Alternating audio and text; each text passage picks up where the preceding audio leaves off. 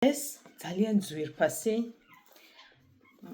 ძალიან ჩვენი აკა მორჩილაძის წიგნი მინდა წარმოგიდგინოთ, რომელიც წავიკითხე ერთი ამოსუნთქვით და რატომ ვიძახი ერთი ამოსუნთქვით წაკითხვასში, რას გულისხმობ. მისი წერის მანერა არის ძალიან მარტივი, გასაგები, პირველ პირშია და ჩვეულებრივი ბევრისთვის ნაცნობი თითქოს გადახდენილი ამბავია, ობოლე ქვია წიგს. მე არ გეტყვით, რას ნიშნავს ობოლე, მაგრამ გეტყვით, რომ აკა მორჩილაძეს ნამდვილი სახელი და გვარი აკა მორჩილაძე არ არის.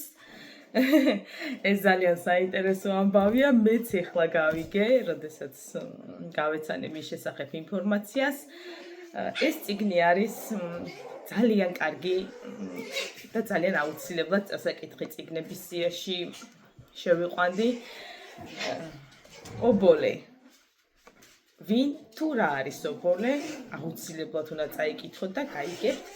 ამბავი კი ეხება სოფლის სახლს და ზარს, როდესაც სოფლიდან მის ძმას ურეკავენ ამერიკაში და ეუბნებიან, რომ სახლის სახურავი არის შესაკეთებელი და ირაკლი მიდის ამ საქმის მოსაგვარებლად, ჩადის სოფელში და რა გადახდება რამდენიმე დღის განმავლობაში, აკა მორჩილაძეს აქვს ეს მოყოლილი ობოლეში და აუცილებლად წაიკითხეთ.